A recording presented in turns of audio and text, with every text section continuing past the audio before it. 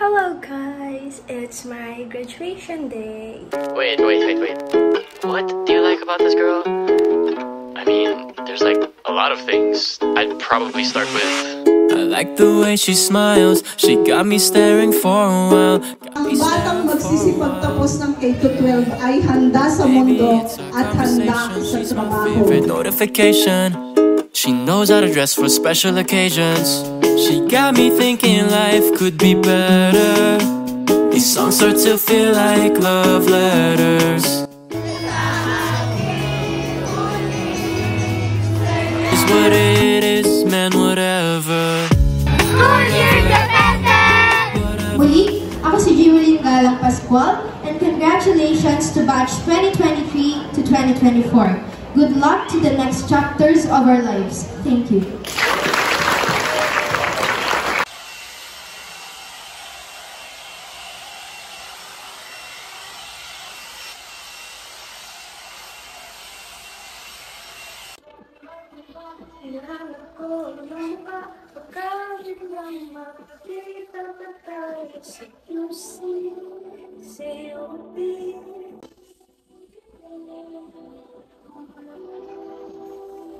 Guys, this is so pretty. I've got an internet crush. She's not a celebrity, but she's taken. So can't help falling in love. Can't take the hint and give up. My mama told me don't talk to people you haven't met. I guess my mama was right, but it's not 'cause everybody you meet is dangerous, but 'cause they'll break your heart. 'Cause she plays it so cool, making up her own rules, and I'm a loser for thinking I've got any shot in the dark. Now it's hitting me hard. Tell me, what am I supposed to do? 'Cause I've got an internet crush. She's not a celebrity, but she's taken. Still can't help falling in love. Can't take the hint and give up. I've got an internet crush. Internet crush. Internet crush. Internet crush. Hello guys, so today is my graduation day. So as you can see, nakaayos na ako. And let's do a quick fit check. This dress is from Lovito. And here's my shoes. It is a white shoes. And then mamaya maglalagay kami ng sash. So, see you. Saying a lot of a STEM student, the graduate edition.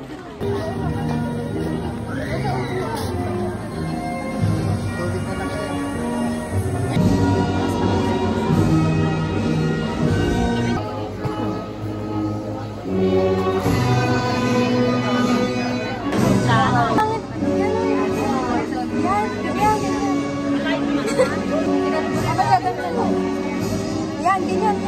Yung at lumalakad tayo.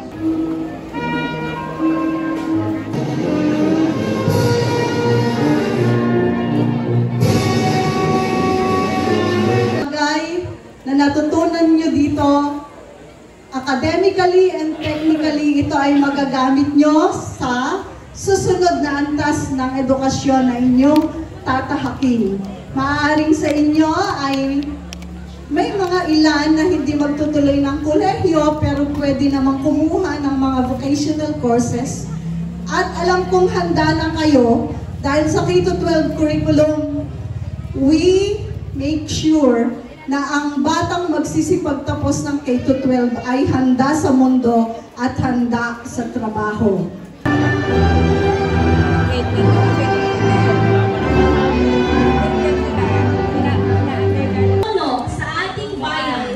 Walang iba po kundi ang ating konsehala. Ngunit naniniwala ako na ang pagbabago at kinabukasan ng ating bayan ay nasa kamay ninyo. Ikaw na din Congratulations! Zara! Wow, Juju! Lennon!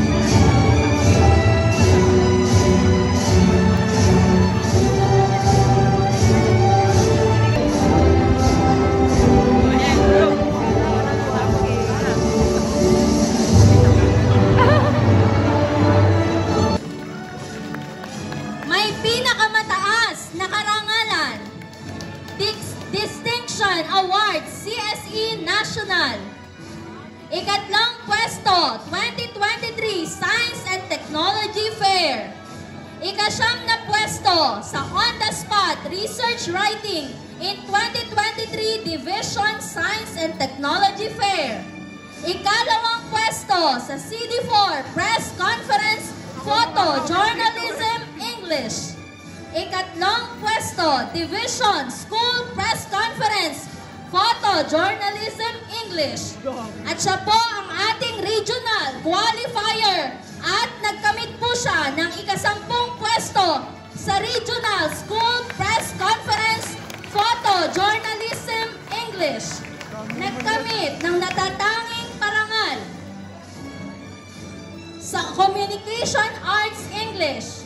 Nagkamit ng natatanging parangal sa agham. Nagkamit ng natatanging parangal sa matematika. At nagkamit ng parangal sa pananaliksik. Ang kahangahangang nagtapos mula sa Grade 12 Sara na sasalamin sa damdamin ng mga nagsipagtapos.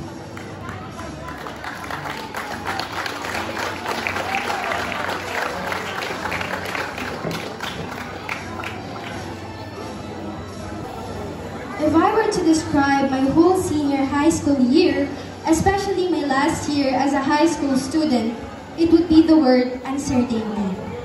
There's such a famous quote lingering inside my mind as I write my last speech for my beloved Putlod San Jose National High School, which served as my home for the last 6 years. It is that the only certainty is that nothing is certain. I think it is true.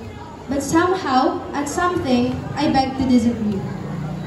Isang maganda at pinagpalang gabi po sa ating lahat, sa ating pinakamamahal na panauhing pandangal, Ginang Marites G. Feliciano, sa ating Assistant Schools Division Superintendent, Ginang Michelle A. Mexico, sa ating kagalang-galang na Mayora, Mayor Sylvia C. Austria, sa ating kapitapitagang Municipal Vice Mayor, Attorney Sylvester C. Austria, sa ating matyagang Assistant Principal, Ginang Nancy A. Ramos, sa ating mga ulong guro, mga magulang at mga panauhing kasama natin sa gabing ito, magandang gabi po. As my life as a grade 11 student ends, I am proud to say that I am the only one here in Putlod San Jose National High School who made it with the highest honors at finals. Well, who wouldn't be proud? That was a fresh and strong start to my senior year. But behind that achievement, there was this thought that always ran into my mind. Will I be able to maintain that for the next few years? As an optimist, I will obviously always say yes.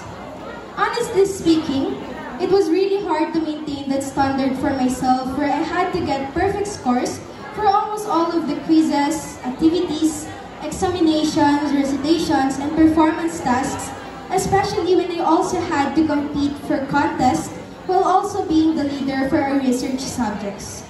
There were also entrance exams that I had to take. Yet, I am determined that I will always get the grades that I dreamed of. Little did I know, hindi pala magiging ganon kadali. Marami pa palang nakakubling mga pagsubok sa ating dinaraanan. Kung dati ay kaya pa ng time management, ngayon kailangan ng gawing umaga ang gabi para lamang makahabol sa mga deadlines. Ni sa sariling kama at sa pagpikit ng mga mata ay hindi man lang dumapo ang salitang pahinga. If I would describe what I felt during this school year, kulang pa ang salitang pahinga. At nakakapagod. It is more like a burnout. Nawala yung kislap at parang gusto ko na lang talikuran lahat. Sa sobrang dami ng mga nakalatag na gawain sa harapan, hindi may iwasang pumasok sa isipan ko ang pagdududa sa sarili. May mga pagkakataon na nararamdaman ko na hindi ko na naibibigay yung best ko. Maraming dumaraang araw na pakiramdam ko ay nawawala ako. Dumating din yung pagkakataon na nasabi ko sa sarili ko na okay lang na hindi ko na ulit makuha yung ganoong marka. Pero deep inside me, I know I would be so disappointed with myself if that ever happens. As a grade 12 student, I could say that there are many unpredictable things that may come your way. You wouldn't know what you could pick in a box of many cramped papers where the questions for the recitation hides. You could stay up all night reviewing for a quiz or an examination, memorizing all the words you've highlighted in your notes, not knowing that the type of the test that will be given is an essay and in your own opinion. You wouldn't know what scores you could get after giving your all in your schoolworks. You could spend all your time making your research paper, not knowing that you will also revise it right after the submission. You might not predict that you're just gonna enjoy eating pancit canton after scheduling a meeting for research. You wouldn't possibly know what the questions the panel members might ask after your research presentation. You wouldn't know if you could get a research defended or research offended. As a photojournalist, I wouldn't know what odd moments I could capture along the way. And as a STEM student, there are a lot of trials before we made our capstone project possible. There's a lot of doubts and uncertainties whether our project would be successful or not. Well, those circumstances proves that nothing is certain. The future is truly unknown. But one thing is certain now, it is that we already completed our senior high school years. And here's the proof. We marched our way here. We are wearing our best suits and dresses while holding our diplomas and the achievements that we've been hardly working off for the whole school year. And now, I can certainly say to my grade 11 self that I made it. This wouldn't be possible without the help of our advisors and teachers. Sa loob ng 2 taon, may isang katangi-tanging advisor na nagtiyaga at nag-aruga sa amin. Hindi niya kami pinabayaan hanggang sa mga huling mga gampanin namin as a grade 12 student. Nais kong pasalamatan ang aming advisor, Engineer Edison Mamawag. Thank you po for teaching and guiding us throughout the right path. And thank you for staying with us. Sa aming mga naging guro, tanggapin po ninyo ang aking walang sawang pasasalamat sa inyo. Hindi niyo lang po kami tinuruan ng mga leksyong pampaaralan, you also taught us to be a better version of ourselves and to be resilient in facing all the challenges that may come. Inihanda niyo rin po kami sa mga paglalakbay pa namin gagawin sa panibagong pahina. To all our capstone advisors, maraming salamat po sa pagtulong at pagsuporta na iginawad niyo sa amin. Also, thank you for giving us motivation when all we did was to doubt ourselves. Isa po ang capstone sa mga mabigat na gampanin, ngunit sa tulong niyo, lahat ay gumaan at lahat ay nalampasan namin. Also, all of this wouldn't be possible without our beloved guardians and parents. Maraming salamat po sa pag-aalaga at pag-intindi sa amin. Sa akin pong pamilya, maraming salamat sa pagtataguyod sa akin at sa iginawad niyong suporta sa akin. Maraming salamat sa mga araw na hindi niyo na ako pinapagawa ng mga gawaing bahay. Well, that sounds funny, but it does really mean a lot to me as things got really to handle this past few months. Thank you, Ma, sa walang sawang pagplansya ng mga uniforme ko pampaaralan. Salamat sa mano-manong pagising sa akin araw-araw dahil hindi ko na marinig yung alarm clock ko. Salamat sa pagluluto mo ng ulam sa akin tuwing tanghali. Thank you sa lahat, Ma. Thank you pa sa walang sawang pagtatrabaho para lamang maitaguyod ka na. Thank you sa pagtitiis ng init at ngawit habang nag-welded ka sa taler.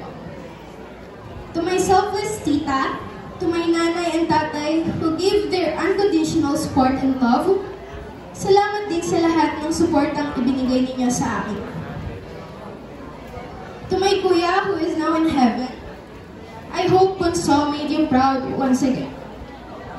Isa kayo sa motibasyon ko para magpatuloy. Lahat ng ito po ay para sa inyo. Sa mga kapwa ko magsisipagtapos, I would also like to thank you for being strong. I know that things got really difficult, but we managed it and survived it up to the end. Salamat dahil hindi kayo huminto sa pag-aaral at sa pangangarap.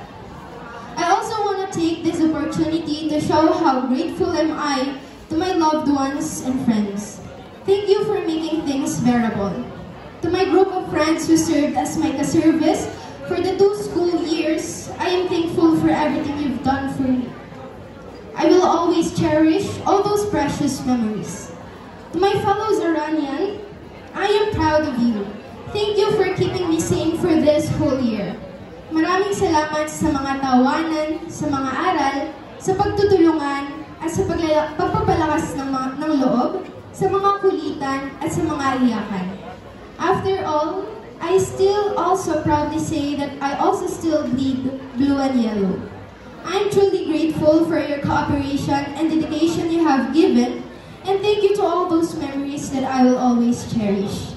Lastly, all things wouldn't be possible without the help of our Almighty God.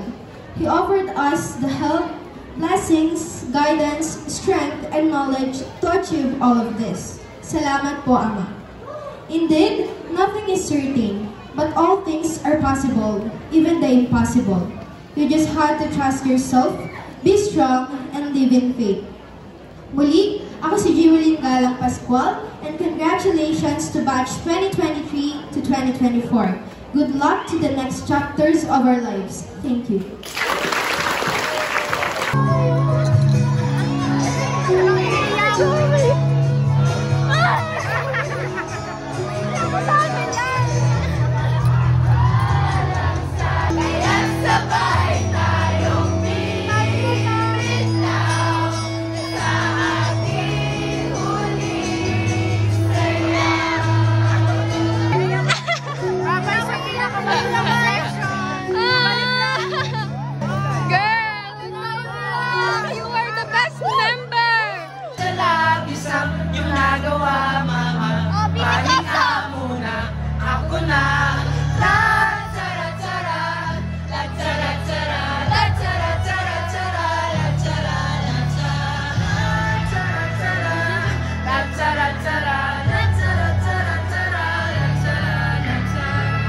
Itaas ang kanilang kanang kamay at sabay-sabay po natin bigkasin ang pagkakapanang katapatan sa inyong bayan.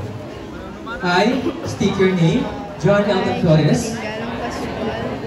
Muli, isang magandang gabi po sa ating lahat. School year defended! In life of desperation, so I'ma have to live a little louder. And no, I ain't gonna end up like the man trying to figure out the man who got it figured out. I just bought me a new condo.